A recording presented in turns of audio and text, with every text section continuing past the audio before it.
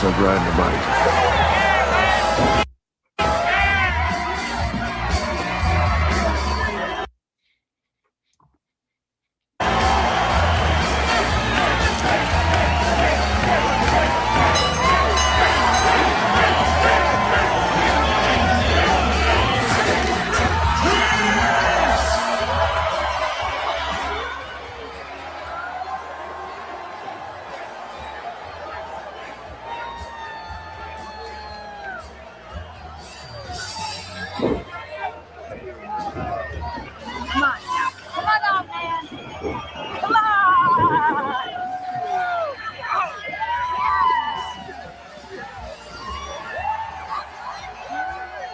Jeez. I love you, man. Give me a hip toss. What do you think about that? Now you can make some noise!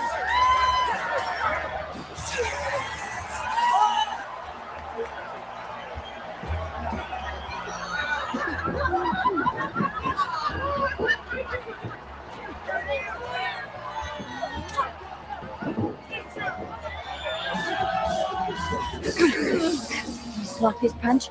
Shoot me. I'll take care of you. Don't you take it easy on me.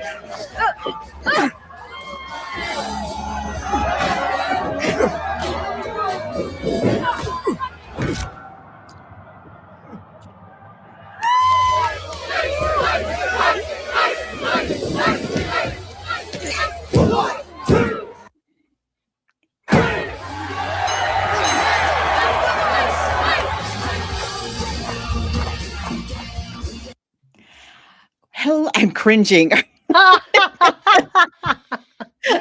It's so upsetting.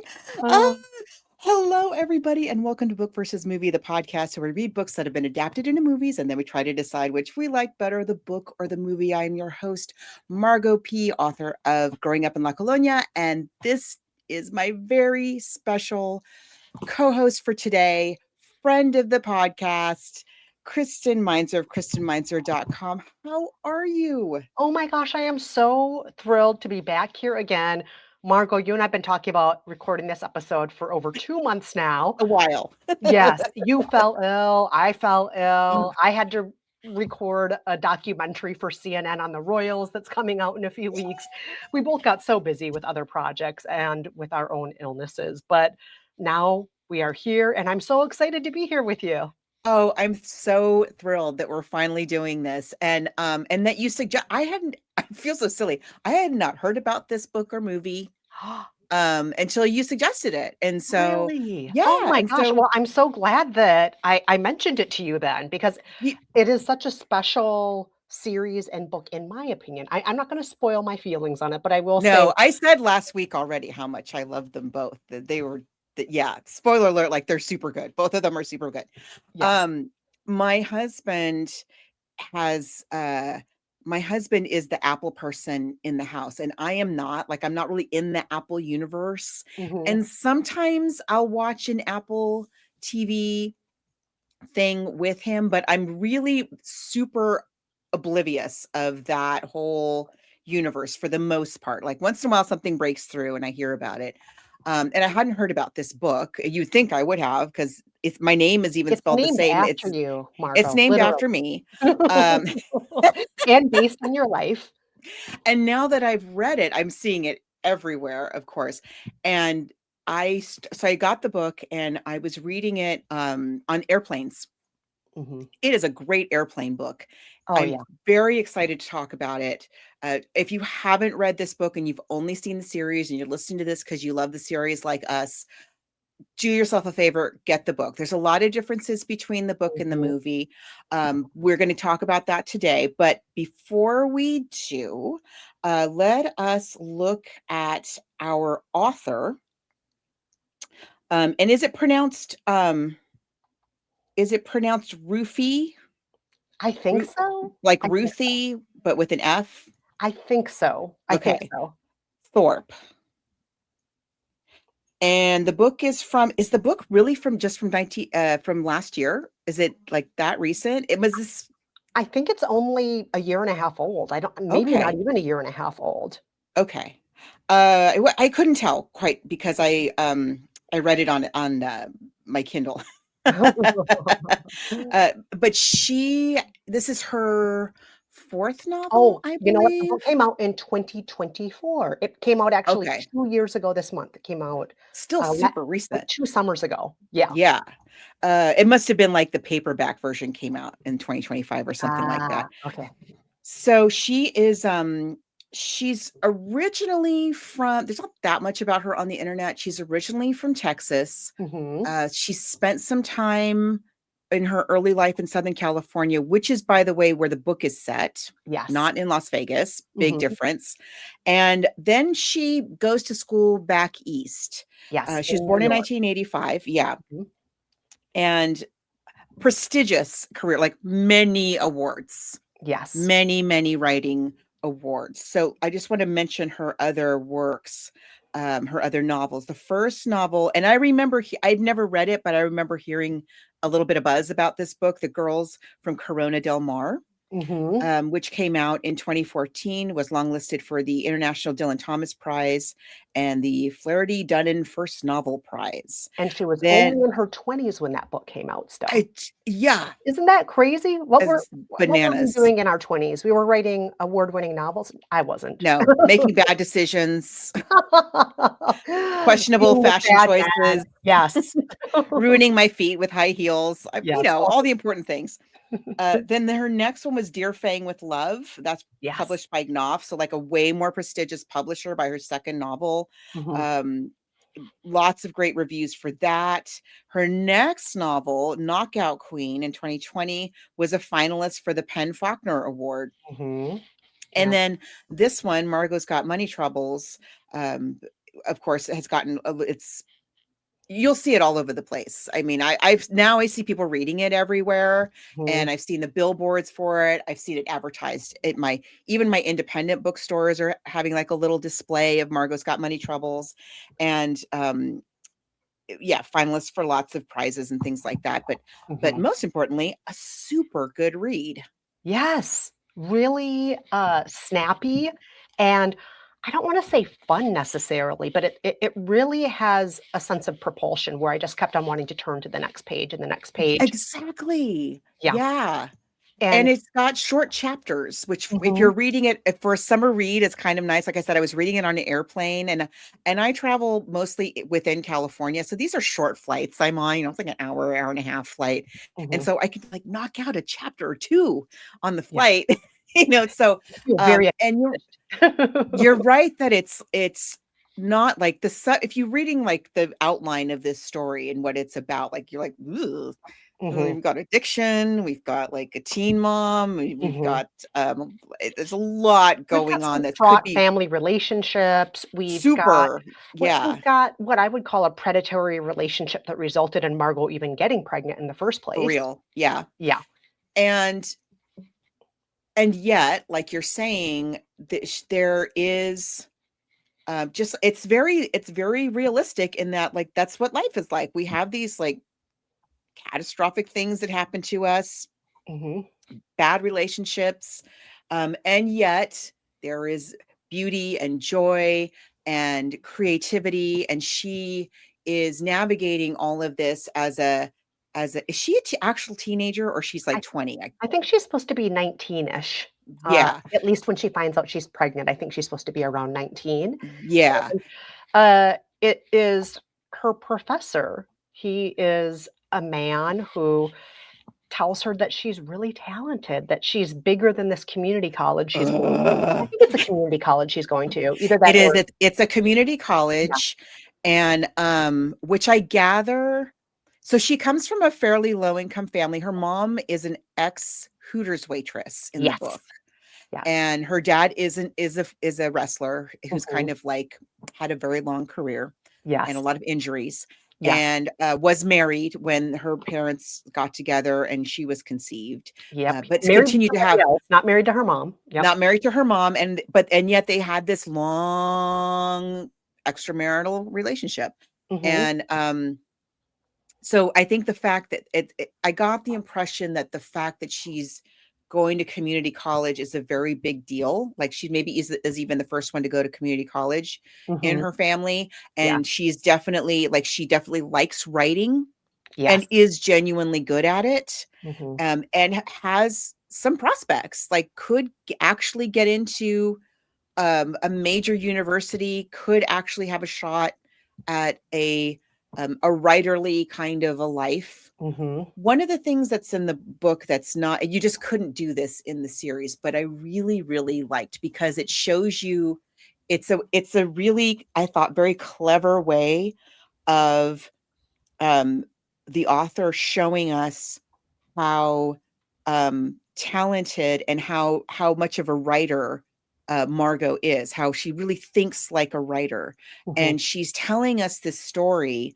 And sometimes she says that like what she's about to tell you is so painful and so difficult for her to talk about, that she's going to talk about it as though it's in the past, or Mhm. she's going to Or talk in the about third it person instead of or the in the first third person. person, exactly, as though Mhm. it's happening to somebody else, Yes. which is a really great device, I thought, for this story, because you do, pretty quickly you're like, wow, she's really good at storytelling. Yeah. She could like really have a career as a writer. And then of course you hear what happens. It's like some jerk swoops in and takes advantage of her Mhm. in the worst possible, like every way. Yes. But Every way. He's so horrible. yes, but of course he knows what he's doing because he knows because he's an adult man. He's married. He is a professor and he knows if he tells this teenage girl, no one sees how special you are except me and you're so much more talented than you realize and you're really mature for your age. All these things that Margot, I'm sure you heard the same thing when you were young from an older man. Older Who men love to say hasn't? this to teenage girls, and teenage girls, because we're not worldly yet, Yeah. we actually do feel special when older men say stuff like that to us. Yeah. Yeah. And most teenage girls are not worldly enough to see through the BS.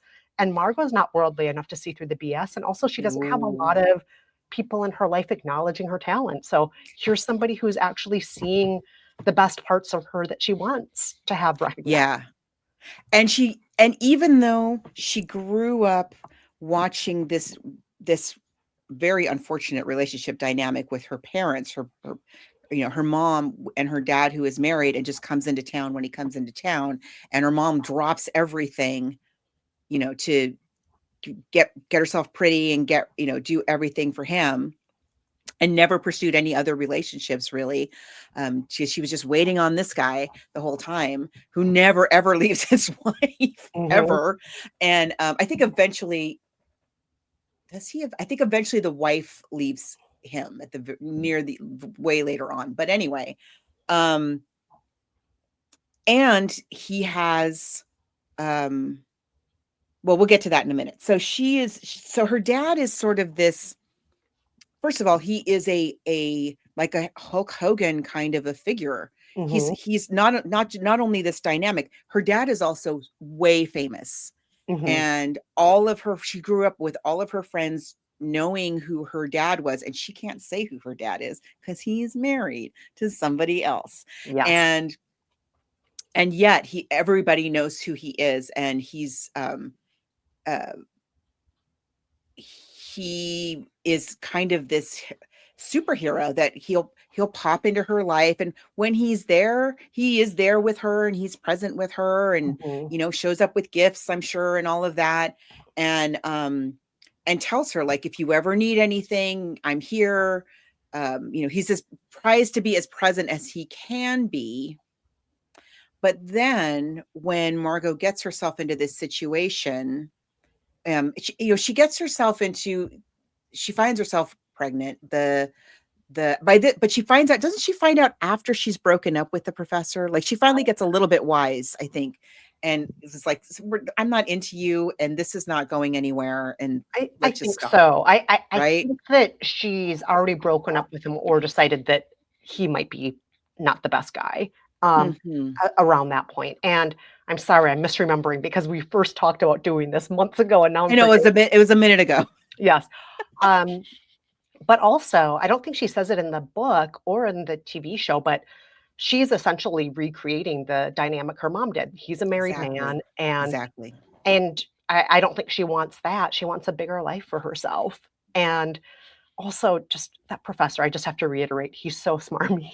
He's so He's so smarmy. terrible. Yeah, he's He's terrible. really gross. I think they did a really good job in the show of like that is the guy in the book. Like the way that he's shown in the show is very true to the way he's described in the Yes, book. he's got a So delicate ego. He loves being yeah, adored by a pretty teenage girl. He's completely spineless. In the book, he throws his wife under the bus, like, "Oh, my wife doesn't understand me like you." In the book, yeah, his wife is kind of it's so he talks gross. about his wife like the wife is the villain, which is different than the TV show, I'll say. The TV show, Yes. somebody else. There's a few things about the characters that are kind of fundamental things that they've changed for the TV show, which I'm not mad at. I think Yeah, it totally works, but yes, but it is very different than the book. But yes. I would say Jinx, the dad, is pretty much the same character as he is in the book. There's not Very that much similar. that's different. He's Yeah. very, like I say, he cares about her, but he's a super famous guy in a career that where one doesn't have a lot of longevity. Yes, Because it's hard on the body. yes. And so so Margot has broken up with this guy. She's cut him out of her life. And her mom doesn't really have any way of helping her out, like doesn't really have any resources to help Yeah. her. That and her And mom is kind of shallow and selfish too, on top of yes, her on top of mom. everything else. Yeah, her mom Yeah. is like her mom has made her living based on her looks as a Hooters girl, as being somebody pretty who men notice, who has a daughter who seems kind of like messy, who's going to community college and doesn't wear makeup and doesn't like try hard to make the most of her looks. And her mom just is a different person than her in a lot of ways. And she loves her, but yeah, she has, she's got her own kind of things that she's struggling with herself. She is also, we should say, like when we meet the mom, after all of Margot's lifetime of basically like hoping and waiting and sitting around and thinking like maybe this Jinx, the dad, is going to leave his family and marry her. She's finally coming to terms with that's probably not going to Mhm. happen. Yeah. And she has started dating this, like the opposite of that. Mhm. It's super like Ned Flanders kind of Very character. square, very responsible, very buttoned up. We're talking, the khakis and the blue shirt that makes him kind of like that Kinko's Copies guy, that Ned Flanders guy. Yeah. Yeah. And she's the mom. I'm forgetting the mother's name. But the mom is not being like completely Cheyenne. honest. Her name's Cheyenne. Yes. Cheyenne. Such a great name. Such a great Cheyenne is not being completely honest with Kenny, her new beau, Mhm. about her rather colorful past. Yes. She's very much downplaying the whole Hooters situation, Mhm.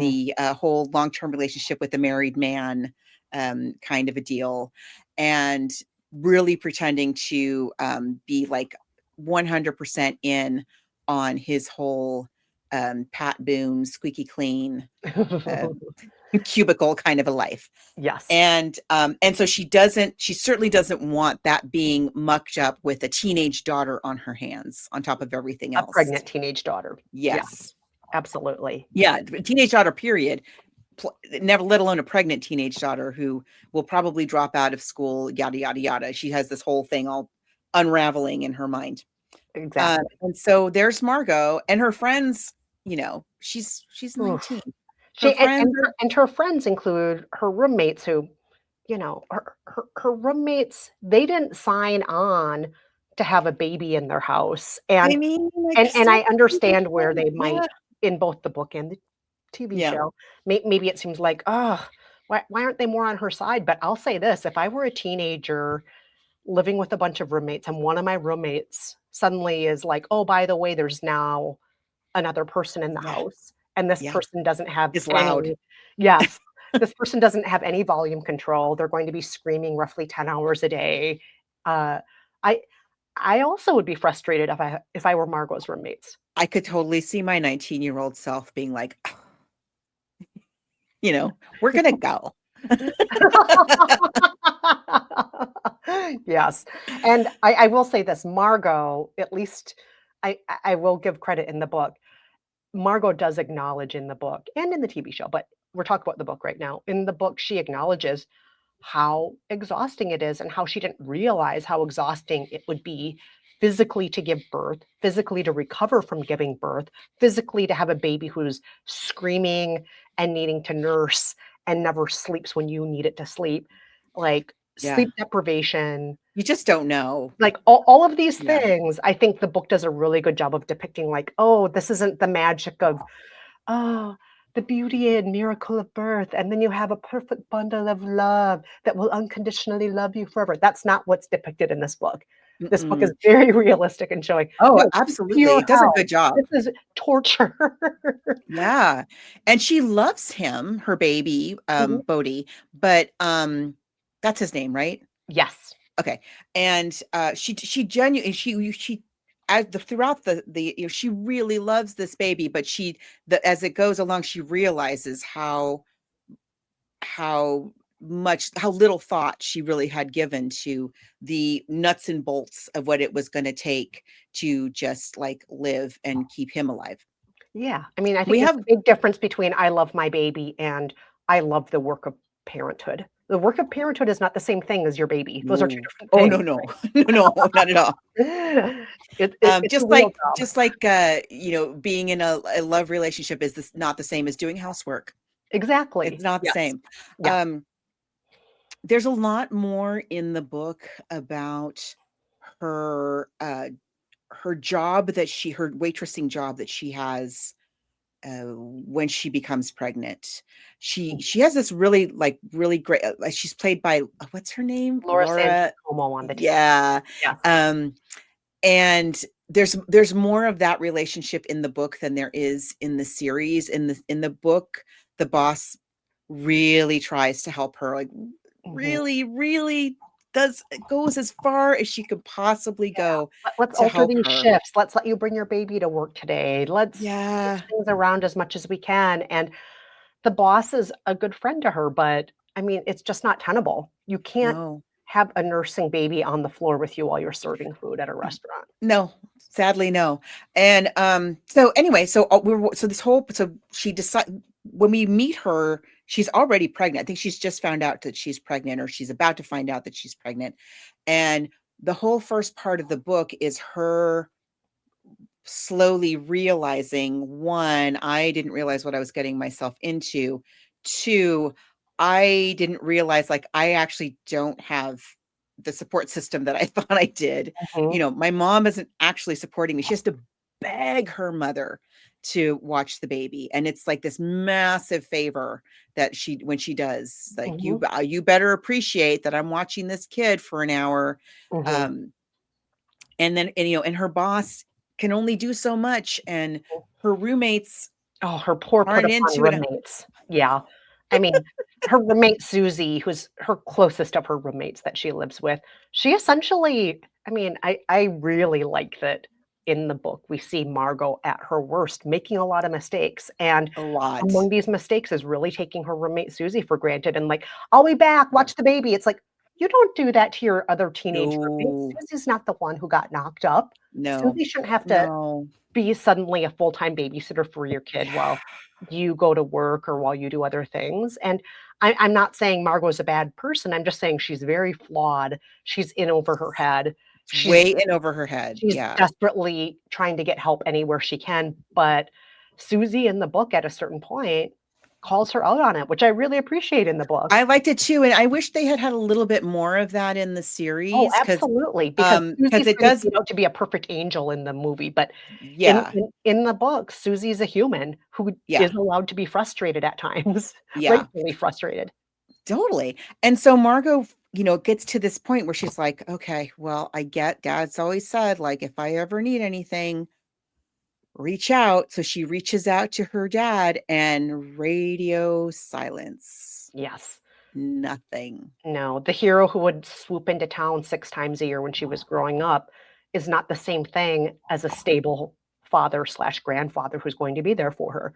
He was fun when he would come into town. He'd take her out to great meals and tell her she was precious. But being a hero 6 days a year is not the same thing as being a dad. No. And when I'm reading that part in the book, I was just so sad for her. I'm like, oh no. And so what else can she do? She goes back to the professor and be like, hey, this kid, we need cash now.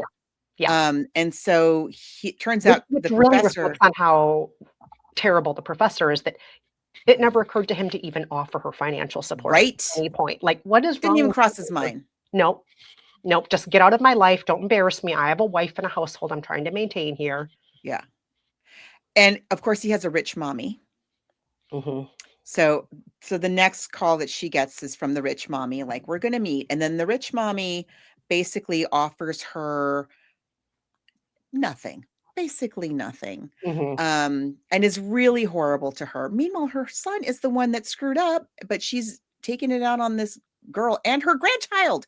Yeah. Anyway, she's really horrible. And so she gives Margot this like pittance, but you have to agree to stay away from my son and don't ever talk to him again. Mm-hmm. And so she signs it because she's desperate. She needs to pay her rent.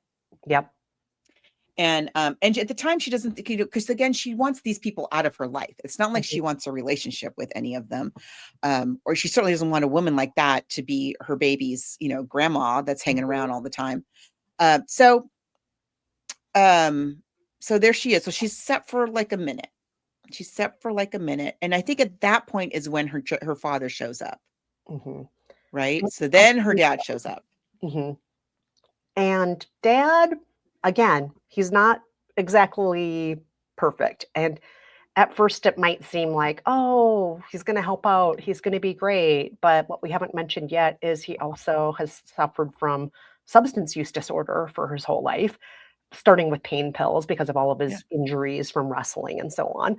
So not only has he been an absentee dad who has a primary family that he gives all his money to, he also squanders what's left of it on drugs. And he's in and out of treatment for that all the time. And he goes on benders and disappears for a long time. And so I don't think Margot fully understands this is the version of the dad she's going to get. And in a lot of ways, he's not saving her. She's kind of saving him.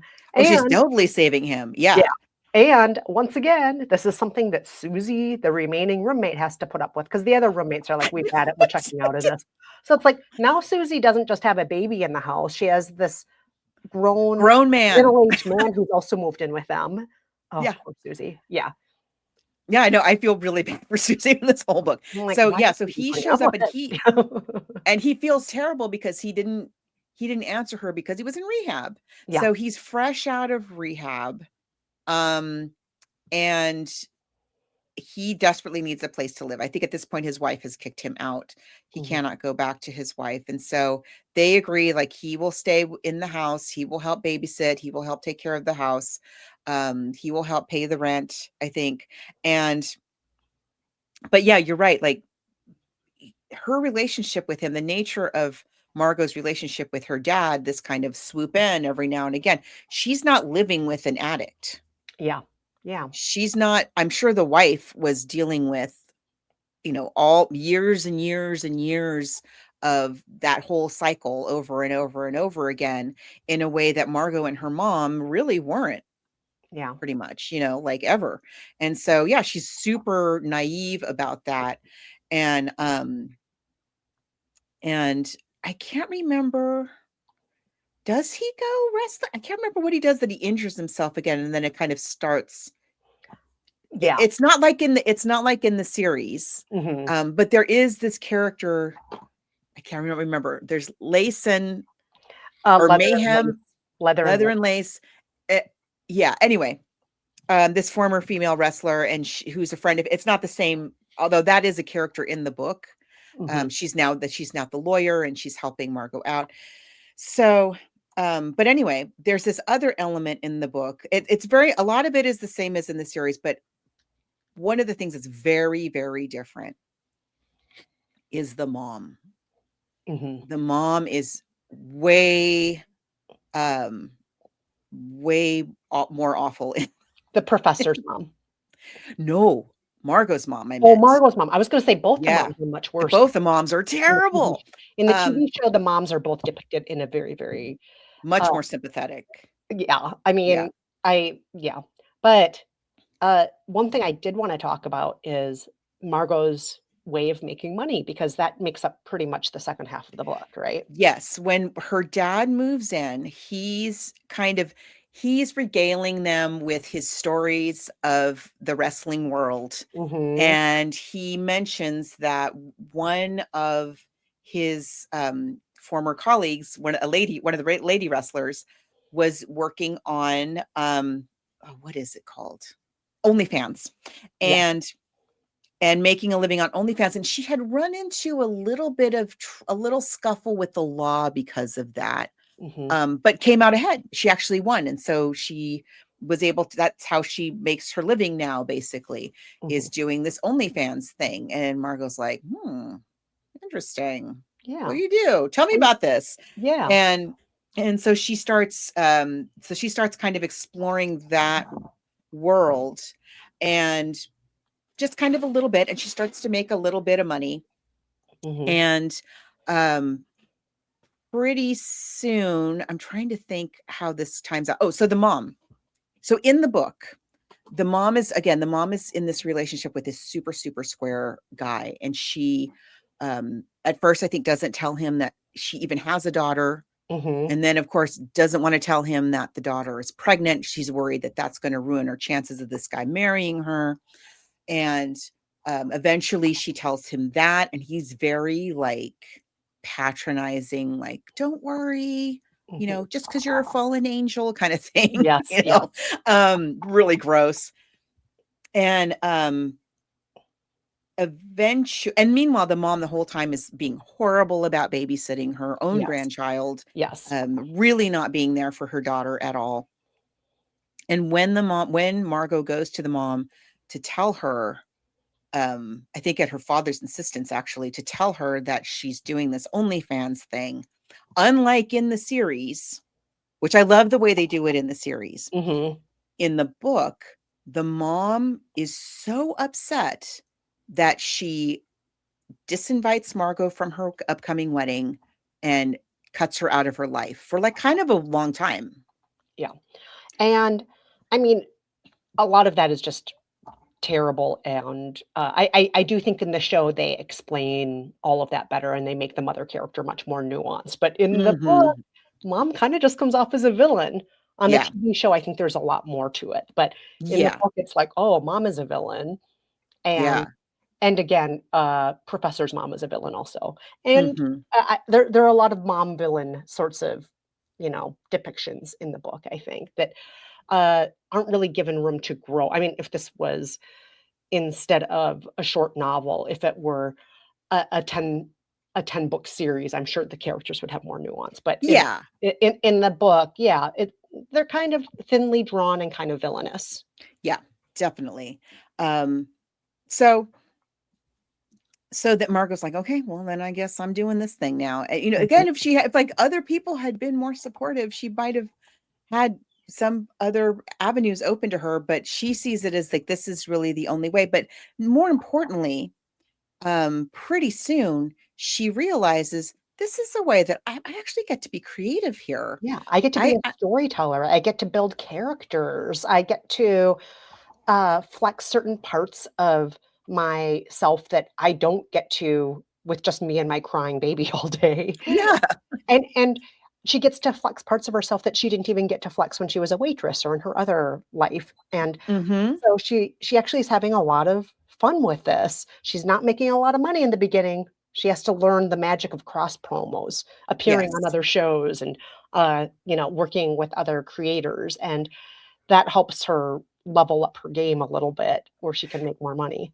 And her dad kind of helps her apply the marketing, self-promotion elements of wrestling and Mhm, theatrical elements of wrestling to this endeavor, mhm. and she starts to get really successful with that. And another thing is that Susie, our long suffering Susie, Poor roommate who is helping her this whole time, like helping her shoot the videos and like helping her do this and helping her do that. And in the book, Susie's like, you think I could get paid for some of this stuff? Yes. And Margot's like, oh my gosh, yes, of course. And so now they have like a little cottage industry. And so she's just, it's unconventional, but she's kind of getting a foothold in her life where she's sort of kind of working things out and building something. And then two things happen. Number one, she gets this like lawyer letter from the professor's mom. And she finds out that her dad, the former wrestler, had threatened the professor without her knowing about it, thus violating the terms of their agreement. Where she got that pittance of a payout to stay out of their lives. Well, yeah, Jinx the wrestler did not stay out of the professor's life. Yeah. No.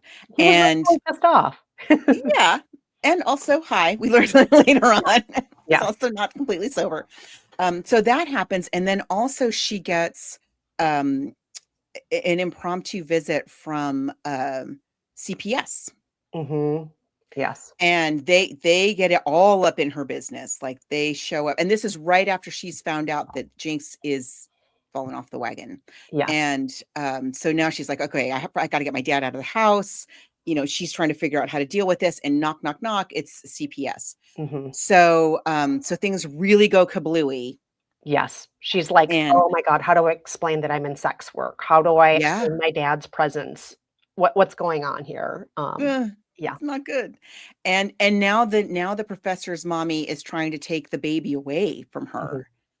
So she at first thinks like, wow, like this woman even called CPS, like, what are we doing?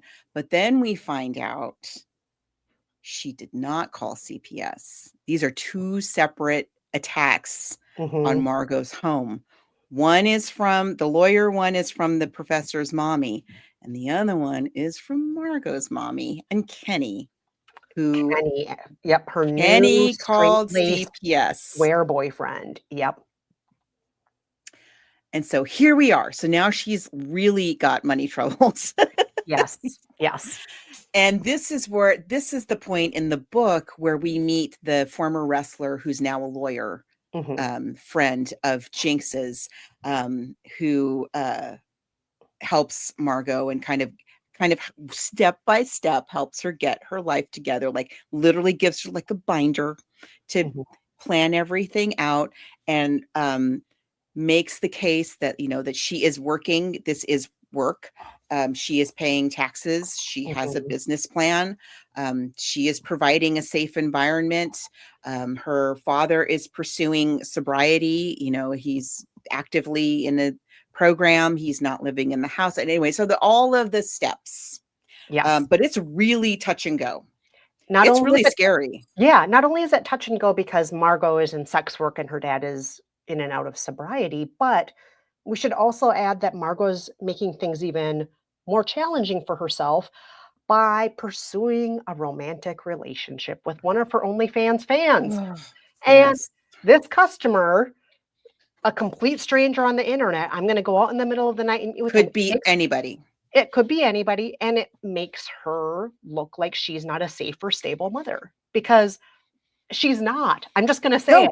Seriously, that's a terrible decision. Yeah, I'm even going to say as podcasters, Margot, you and I would not go out in the middle of the night to meet a listener of your show. No, sure, absolutely I'll meet you in the middle of the night at a hotel. I don't know who you are, but you wrote to me and said you're a fan of the podcast. So yes, I'll meet you in the middle of the night. No. And Margot keeps doing this. She keeps doing it. Yes. And so, and she's sending back and forth long love letters with this in writing, by the way. So there's a paper trail of everything she's doing. So Margot, it's not just that Margot's got money troubles, it's that she's got life management troubles. Come on, Margot, get it together. For real. And very bad decisions. I just want to say, like, I think that this is so well written, and it becomes understandable why she likes this guy. He's one of the only people who sees her as a person and not just as a screwed up single mom. Or a character online, a persona he online. Like her as a person. He seems to, but also, no, Margot, No. No. And No. ultimately, he's the one who's like, maybe this is maybe not now. Also, Maybe this isn't the best time. I'm going to say something else about this too, that Yeah. this really bugged me about the book. He's so reasonable, not only about like the timing of things and is this a good idea? He's also the one who rescues her in the end. He says, "All right, so you need to create a business plan. Your lawyer wants you to do this and that. So here, let me help create an algorithmic AI tool to help you maximize your reach and expand your promotional abilities and so on." So up until then, Margot is finding different ways to get by of tackling Right. money troubles, but in the end, it's her dad's lawyer friend and this dude who saved her. So it's like she got saved by her dad and this OnlyFan customer. I'm like, no, I don't want a woman to be saved by two men. I want her to save Yes. herself. I know. So I know.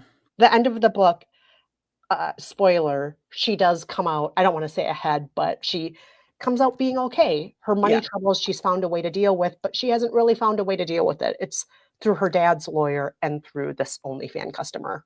And I so, get the yeah, feeling at the end of the book, like, okay, she's okay. Like she's gone through a lot of, hoops that are on fire throughout this whole story. But having raised a couple of kids, I'm thinking like, I don't think we've improved our decision-making skills enough that like there's going to be other stuff that this young woman there's going to be more things. She's going to yeah, have more things like this that are going to go kablooey. And hopefully somebody will be there to help her because we didn't quite get there yeah, here in this book. yeah. I And think that she does more in the series than absolutely. in the book. Yeah. I Yeah. mean, all that being said, I'm disappointed with Margot in the end being rescued by the men in her life, but I also just think she's a really interesting character, and I was cheering for her the whole time. You are. Yeah. The voice, Rufi Thorpe's voice, the author, it's just beautiful writing all around. And as you said, the literary devices used, the characterization of our main character. I mean, so much of this book is Yeah. so good, and I can see why it got swooped up immediately and turned into a series. I can see why. Yeah. So And I don't want to say like, oh, the book was bad, but I hate it when this woman is working so hard to make it on her own and then gets rescued by men in the end. Hate that. I know. I know. I would have liked for her to have had those moments, those light bulb moments on her own rather than it just be like, "Hey, how about I hook you up with my lawyer friend? Hey, how about I hook you Yeah. up with this and that?" Yeah. So, And yeah. also, I mean, and I already, not to beat a dead horse here, I already mentioned this. I feel like her mom and the professor's mom, they're just not very well drawn in the book either. So it's like women villains, men heroes who will save you. Yeah. I don't like that dichotomy there. Her mom especially in the book that It's so heartless. She's it's so really heartless. Yeah. yeah. In a way that it's hard because there are like moments early on, there's some scenes between them where um it seems like she loves her daughter. It seems like and Margot talks about like when she's little, it was them against the world kind of a thing. And yet she doesn't act like that person Yeah. very much in the book. Yeah. And She doesn't give Margot yeah. what she wishes she had when she was going through the same thing, which I'm not saying every parent should rescue their teen daughter who decided to get knocked up. Not every parent has to like, but you would think she might have a little bit more empathy for Margot having gone through the Yeah. same thing. Yeah. You'd think so, but You would maybe think. that's part of why she's so heartless. She's like, I can't believe you copied my mistake, which I showed you was a bad idea. I raised you in Yeah. a household that was always on the verge of not working, and you decided to copy this. And yet, okay. Then counterpoint, if that's true, then one of the reasons why that was so bad was because you didn't have the support system to help you raise your daughter. So how about you be that support system so she doesn't have to go through that. She doesn't have to be a repeat. Yeah. The mom is very frustrating. Yeah, if I remember correctly in the book, the mom's like, I'll pay for you to get an abortion. I think so, yeah. I think in the book she does that. So that is her way of trying to be there for her. Like, this is what I think would probably be the best course of action. You're a teenager who's knocked up by your professor.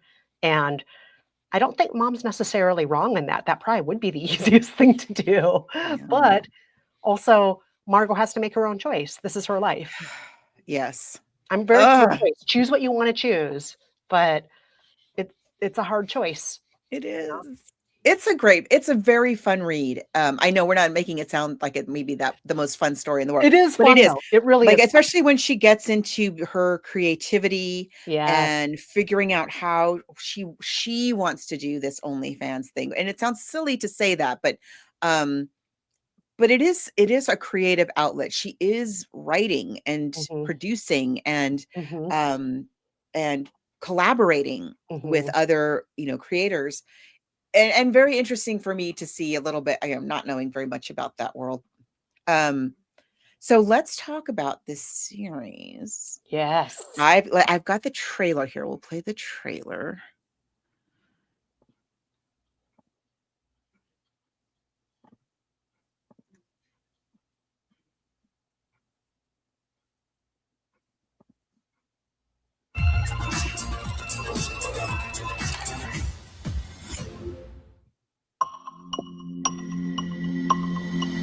It's just like, don't you be listening to the nonsense coming out of people's mouths. We're on the precipice of greatness. How did I let this happen? I dream about the girl I used to be. Margot, why are you here? You can go anywhere. Like Harvard? Yes, like Harvard. Oh. Tell all the silly boys. So how's school? Scars they taught me. Oh my God. You're gonna be somebody. Who was I gonna be? Whatever you wanted. You chose to keep me. I ruined your life. You ruined my life so pretty. I need to make money. I'm open to any job there is. Digging ditches even. Looks like you've already dug one. In order to earn income for my child, I've been doing some work on the internet. For your first taco pics, we'll make you a scary girl. I'll marinate on it. This is not you. Well, my mom worked at Hooters and my father was a pro wrestler. Tell me what's me. You have fans? It's a popular website. I doubt Margot's fitness as a parent. You have no money, you have no plan, and you simulate sex acts with space aliens. I am the alien. I've come across a lot of people in life who need to apologize. You would not be one of them. I've got big ideas. I'm happy to guide you along, but the second that you start to do any more of your, sexy things, I'll just take the baby with me. Okay.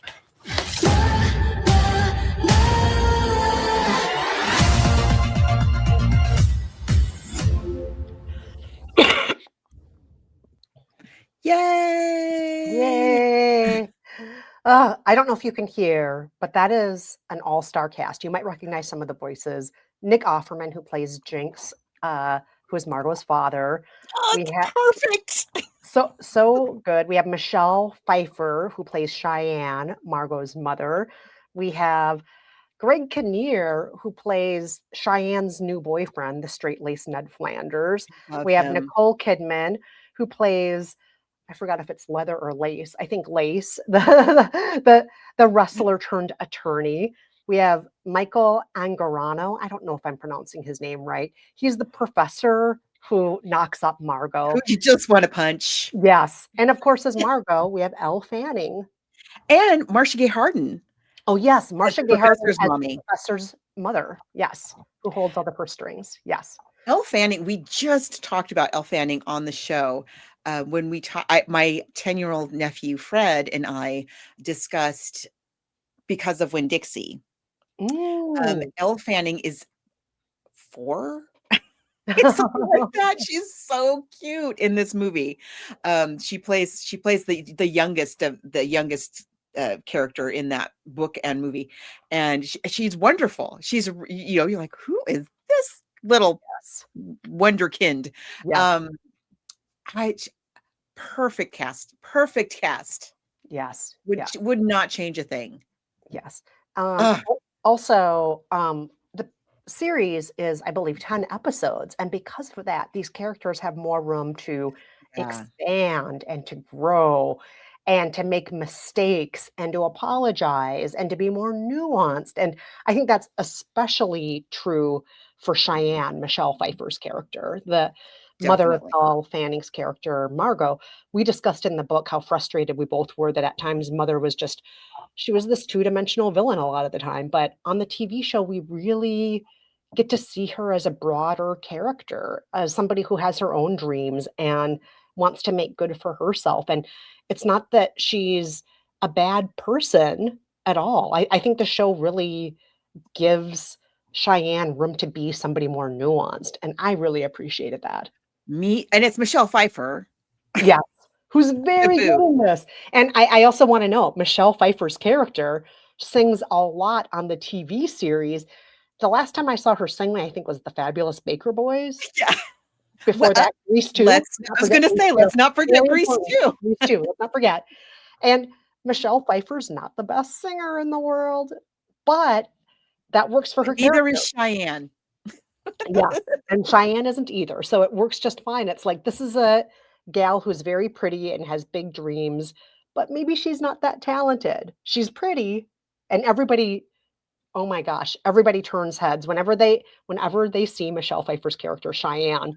People of all ages on this TV show, they're like, wow, who's that fox? And yeah, she's gorgeous. She's still gorgeous.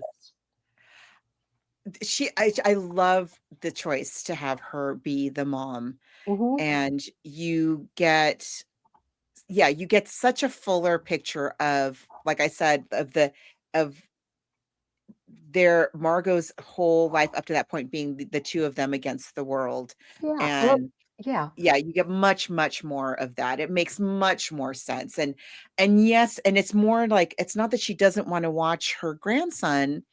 It's that, like, she, apart from her own child, she's not really been around a lot of kids, at Hooters. And so she's like, I don't know what to do with this baby.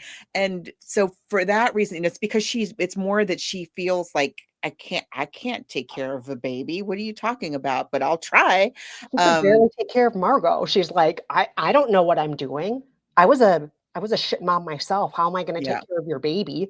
Yeah. Every time the baby cries, I cringe and I need to run from the room screaming. It's like, she's not in fairness, a lot of people aren't comfortable with crying babies. A lot of people are not cut out for motherhood and still end up having to be moms, Yeah, so absolutely. And so it's much more understandable, the character.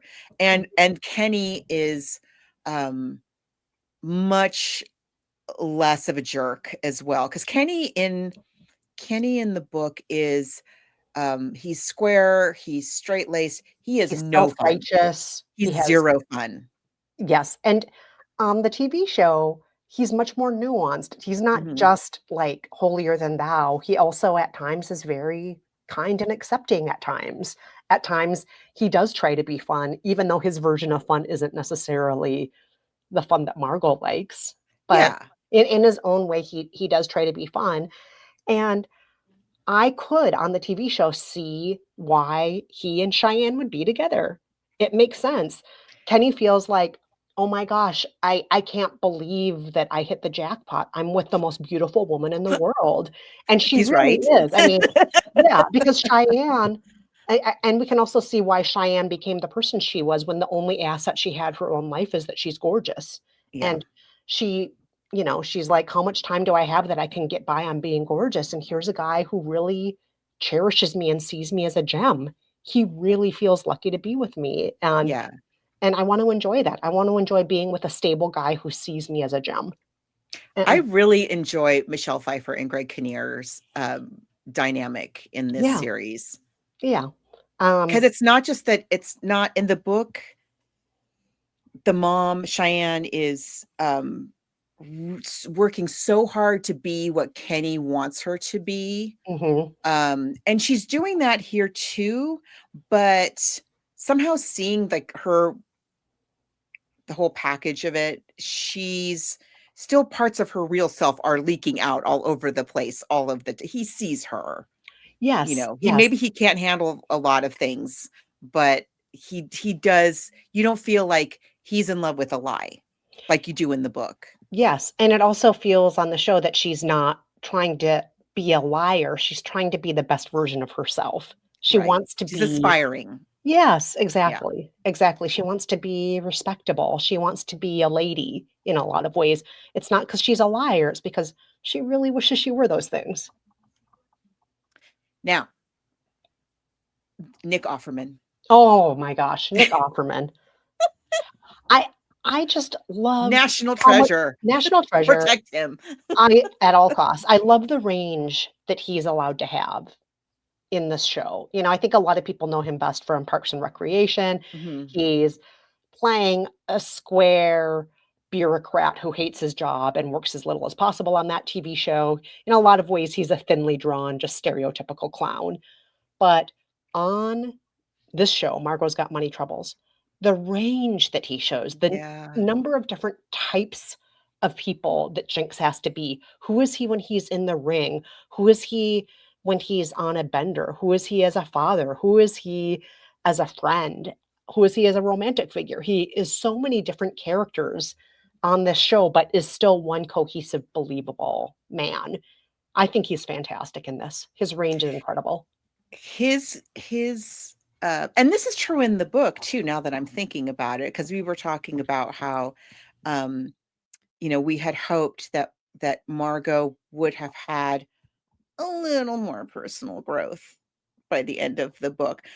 His character is the one who is really on the personal growth journey. Yes. Throughout the book. He is the one who actually grows, not Cheyenne, certainly not Kenny, not the professor and his mommy. But Jinx really, we see him in the book and in the series. We see him really have to take a cold, hard look at the life that he has made and the choices that he has made and the harm that it has done to the people that he loves. And he has to come to terms with the fact that his wife and his legal family, his wife and his kids, they might be out of his life forever. They might be done with him. Yes. And also, he realizes that the substance use that he's been dealing with is harming him, and he's realizing what it's cost him. And he's wanting to be, he even loves Cheyenne and wants the best for her, whatever that looks like. And he genuinely loves Margot and wants to be there for her and the baby who he also loves. So he is really the one who is actively working on himself and stumbling, but still always like relentlessly trying to do better and and be the kind of man that he feels that the people that he loves deserves. And it's all there in that performance. Like, he gets to do so many cool things. He's on the motorcycle, he's in the ring, he's I love when he's cleaning their apartment. Oh my gosh, with the toothbrush, every tile with a toothbrush. Yeah. There are points where we really see how exciting he can be, how flawed he can be, and he definitely screws up a lot. He screws up over and over again. But you're right. He is. It's 2 steps forward, 1 step back, 1 step forward, 3 steps back. But it is gradually moving forward. Jinx is. And same with Margot. On the TV show, I also just want to shout out this. Thank you, TV show, for not having Margot in a relationship with one of her OnlyFans customers. I hope that's not like something that's coming later. Season 2 has been greenlit, and I'm afraid that might be in season 2. And I really don't want it to be. I hope it's not. 2. I hate that plot line so much. Me too. I didn't like it. Yes. I mean, he was fine. He didn't turn out to be a creep or anything like that, but still. I know you want better for her. Yes. Nick, so one of the things that's we showed at the by the way, if you're watching this on YouTube, I know there's no way Apple TV is going to let us show any of these clips. No, this is not going to happen. I got lucked out last time, but this time I don't think I'm going to be so lucky.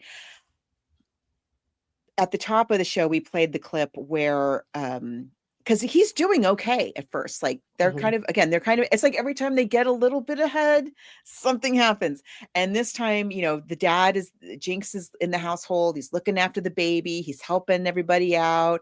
He's, working on his sobriety, and he goes to this wrestling thing. And this time they're in Las Vegas, which is a much more fun backdrop than, I don't know, Glendale or wherever they were before. And Nicole Kidman, who was also, a kind of a quote unquote old timer, and they're doing this exhibition thing for the fans. And how much do we love her in that wrestling? Oh, she is so good. She is, she I knows love her in that this. she knows that it's a performance. All the wrestlers know it's a performance, but that doesn't mean it's fake. You can still get injured. Yeah. They're still doing these tricks. They're still slamming. They're still jumping. They're still wrestling. Just because it's choreographed doesn't mean that it's safe, though. And they have to communicate with each other. It's like doing a dance. And the way she and Jinx communicate in the ring is wonderful. I love seeing it, love seeing the performance and so on.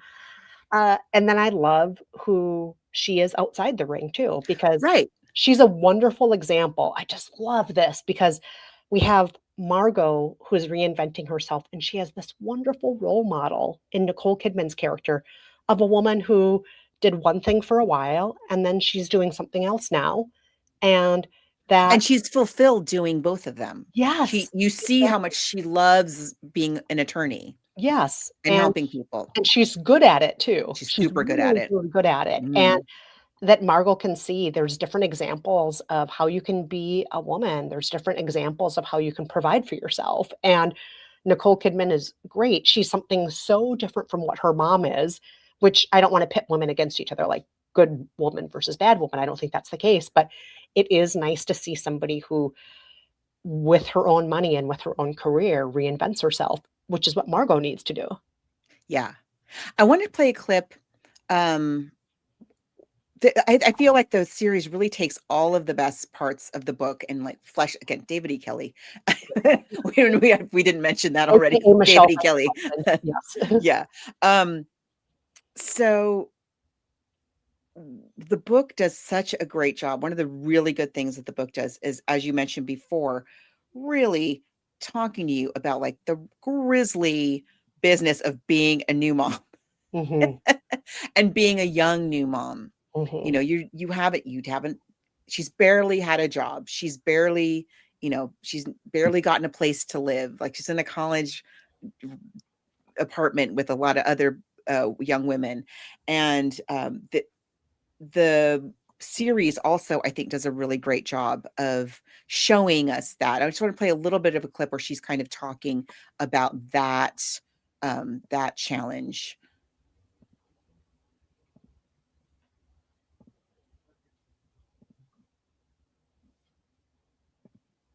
I'm beginning to realize that nobody is totally straight with you, They all just harp on the joy and the miracle and wonderful, and it is. It totally is. But What? He refuses to get a good latch. My nipples are so sore. And after he's done with them, they don't even look like nipples. They're like more like squeezed toothpaste tubes. And my areola is all white and pinched. And he's probably cutting off my blood supply. So, and he just spits them out with such vicious contempt. And he makes this awful clicking noise. It's like...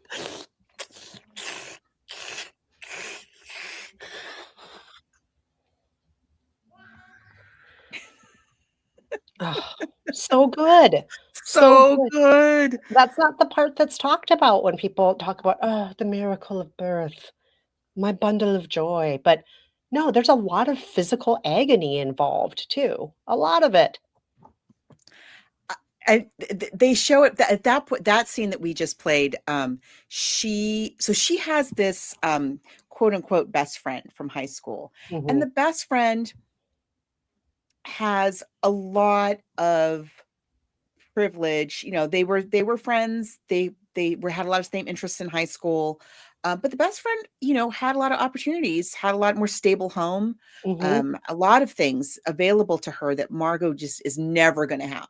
Yes, and And that so friend doesn't really even understand how she doesn't get privileged it. she is. Like, she's like, Mm-mm. "Well, Margot, you're the one who chose to stay behind and go to community college. Yeah. We said we were gonna go to NYU. You're the one Yeah, who you could have come. up. You're the person who you could have done better, but you didn't." And Margot's like, how would I have actually afforded NYU? How would that have possibly, even in the anywhere in reality, how could that have happened? But that old high school friend doesn't get it. That old high school friend doesn't understand the challenges of motherhood. That old friend doesn't understand what it's like to even live in an apartment. She's only had to live like a rich girl her whole life. She has no idea. Right. Yeah. And this is, and I love Susie. I'm a Susie fan. I love Susie in the book. Susie the roommate. Yep. I love Susie the roommate in the series. I think, who was the woman who plays Susie the roommate in the series? Let me see here. Her name is Thaddeus Graham. Ah, wonderful. Yes. Wonderful. She's a fan of Jinx, which I think she is in the book as well. Yes. Just the whole dynamic of it. I just really, really love the way that this series, like you were saying, like gives the story some room to give us more three-dimensional characters, even, especially like Nicole Kidman's character, and especially Michelle Pfeiffer. Especially, yeah. I mean, in the book, I hated Michelle Pfeiffer's character. I hated Cheyenne. On the TV show, I liked her. Yeah. Which I didn't think was going to happen. I'm like, how could I possibly I do. I was like, how could I possibly have sympathy for this woman? But yeah, the one thing in the book, that for me was like the Rubicon. It was when she disinvited her daughter to her wedding. Because in the book, like it's so mean. It's really mean. And to your child who is struggling and like in pain. I don't understand this woman in the book. And also like you're hoping that this is the wedding that you've waited for literally your whole life, lady, and you're only going to get the one, and there's no take backsies. Like, sure you don't want your daughter and your only grandchild? You sure about that? And she's like, nope, nobody, you're not coming, dead to me. Okay. That is not what happens in the series.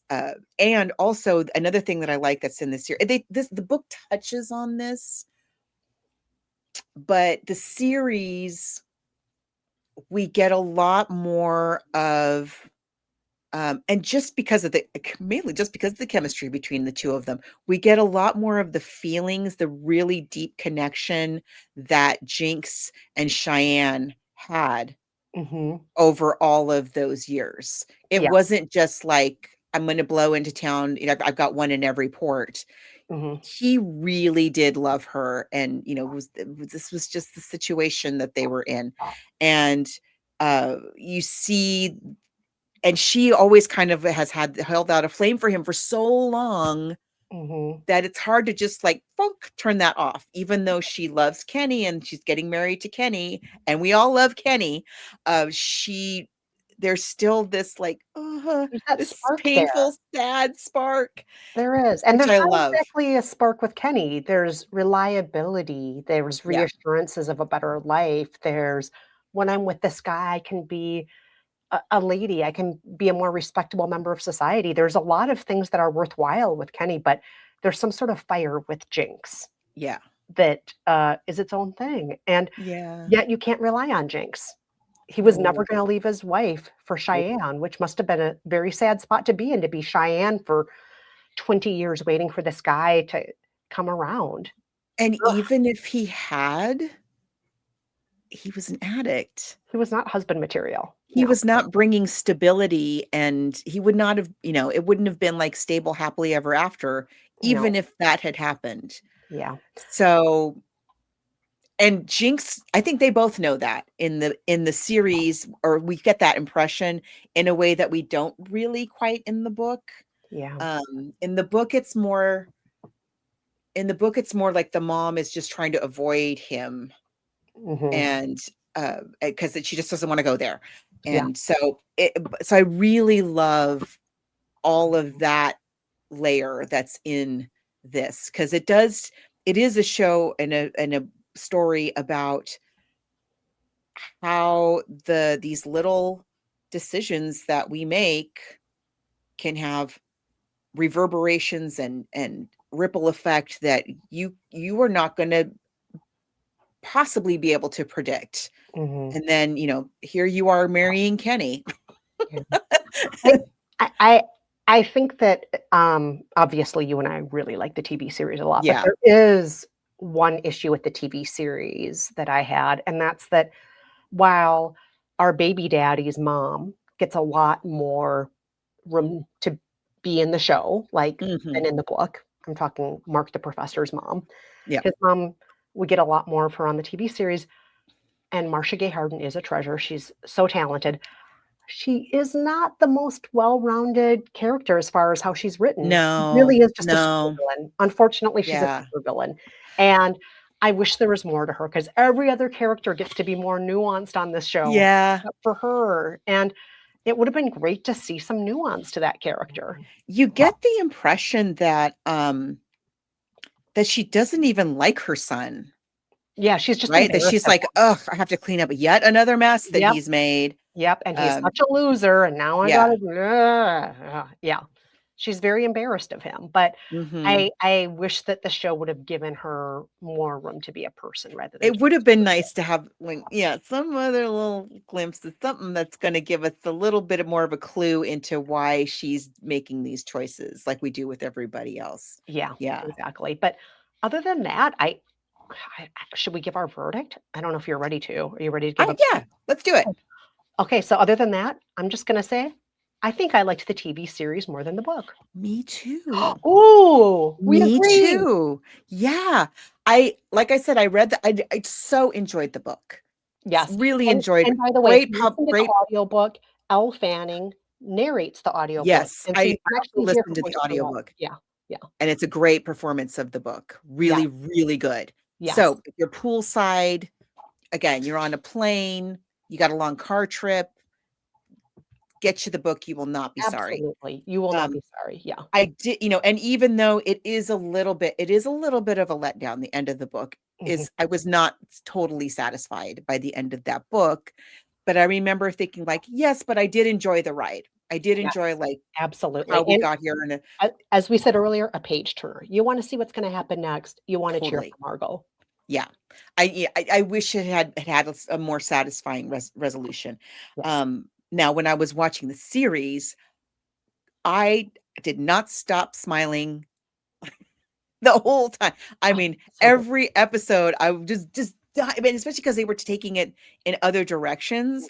I could not wait to see where are we going to go next with this. What's going to happen next? Is this what happens when those other two OnlyFans chicks show up? Like, how's that going to work? And I like that much better, that whole part in the series than I do in the book. I thought it was more fun and more interesting. Yeah. But yeah, I do think the series is, it's so great because they're great characters and it's fun to have them get this arena to do their thing in a way. And I love that it's in Vegas. And everything is just beautifully shot too. Everything from the lights of Vegas to the grunginess of a low-income apartment. All of it's so beautifully shot. The makeup and costumes during the OnlyFans videos.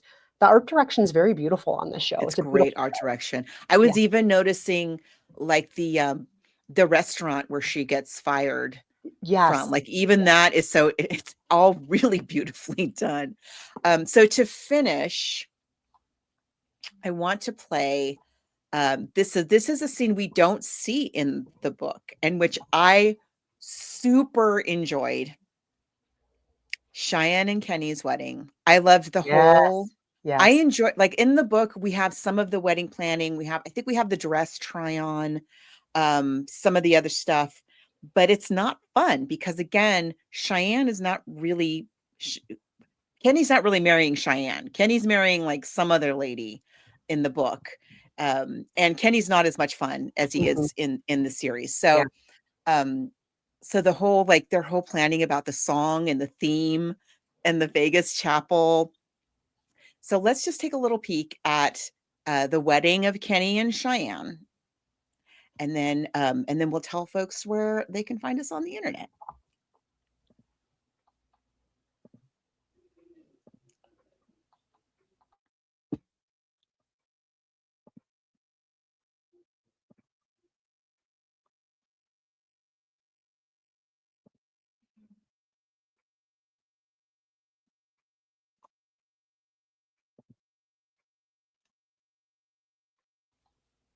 God bless the day I found you.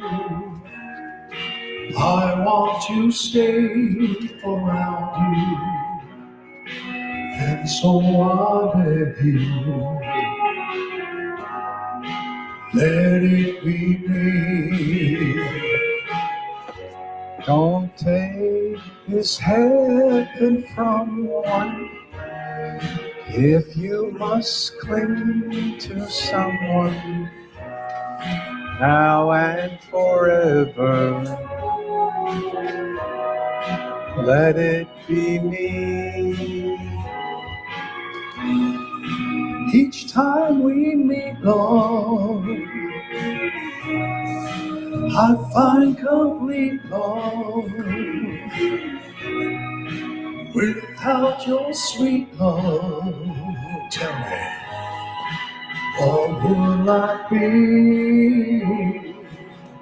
So never leave me lonely. Tell me you love me only, and that you always let it be me.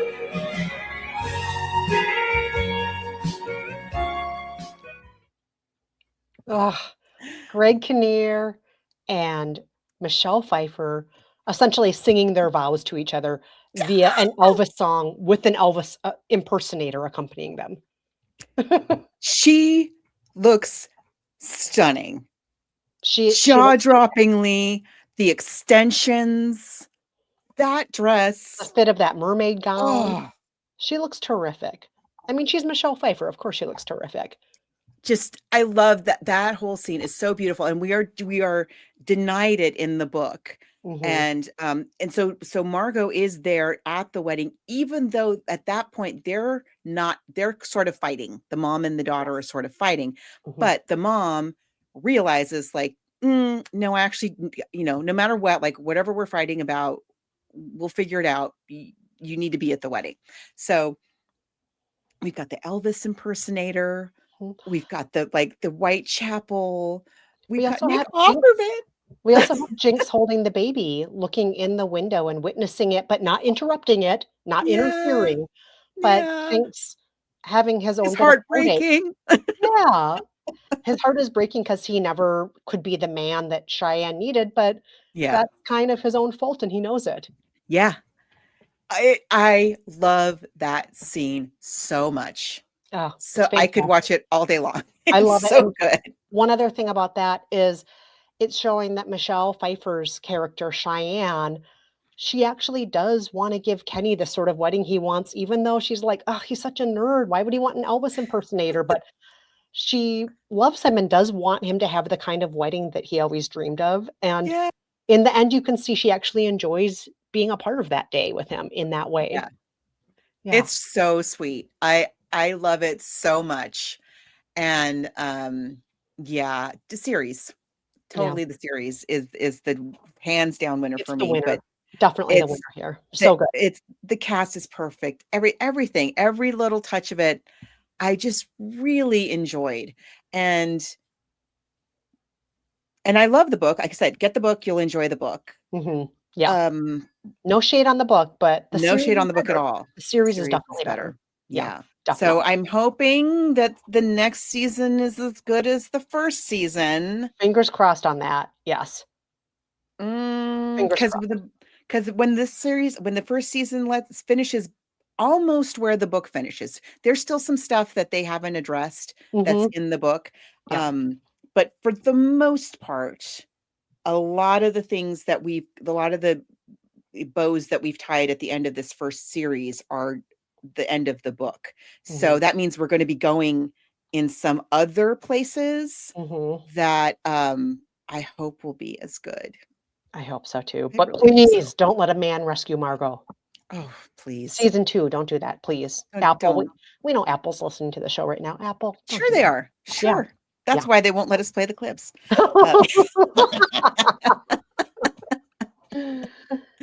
Oh my gosh, this was so much fun. I'm so glad we finally did this. Oh, me too. So, Kristen, tell people where they can find you on the internet. Well, I am at KristenMeinzer.com, and you can see all the shows that I host there, the projects I work on. You can listen to me on NPR's Pop Culture Happy Hour. I'm on that show about once a month, usually. I also host a health podcast for all you folks out there who care about health. I host the Mayo Clinic's Health Matters podcast. I've been doing that for, oh my gosh, over 3 years now. I also swoop in and host and guest host a lot of other shows, but I won't name them all. So like I said, you can find out on my website, KristenMeinzer.com, what I'm up to. And Margot P., where can people find more of you? I'm always everywhere at She's Not Your Mama. And not like that I am always everywhere, but you can always find me at She's Not Your Mama. And in the Book versus Movie Facebook group, which is a private group. So not the page. I'm super neglectful of the page. Sorry about that if you follow the page, but do join the group. It's a super nice, friendly group. We just talk about books and movies. It's very, very nice. And I wanted you to mention, Kristen, also your book. Oh, since so we're you talking want about to start a podcast? Yes. Yeah. So this is a book that for anyone who's ever dreamed of starting a podcast, wants to learn the nuts and bolts of it. So You Want to Start a Podcast is my book. It won the Audie Award for best business/personal development book the year it came out. The Audie Award is kind of like the Oscars of audiobooks. That was the same year Michelle Obama won for Becoming. And so I was in good company that year. So if you listen to the audiobook, you can hear me narrating it, or you can just read the book itself. And it's used in university classrooms all over America. So you'll be in good company if you choose to read that book. Yay. I just was realized we never talked about her book on the air ever. We need to bring that up. Well, thank you. Thank you for joining us all. We hope you will get the book, watch the series. If you've not seen the series, you will not be sorry. So we'll be back soon with another new episode. Thanks for listening, everyone. Bye-bye. Thanks so much for joining the conversation. The Book versus Movie podcast was started in 2014 by friends Margot P. and Margot D., who lived on opposite coasts and wanted an excuse to stay in touch and read more. We sadly lost our good friend and co-host Margot D. in July of 2025. We celebrate her wit, friendship, and love of history as we continue on this digital road with you. Margot D.'s books, Filmed in Brooklyn and Fever, The Complete History of Saturday Night Fever, are available wherever fine books are sold. Follow Margot P. on social media at She's Not Your Mama, and you can email us at bookversusmoviepodcast@gmail.com. Now, if you'll excuse me, my IBS is acting up. Thanks for being here.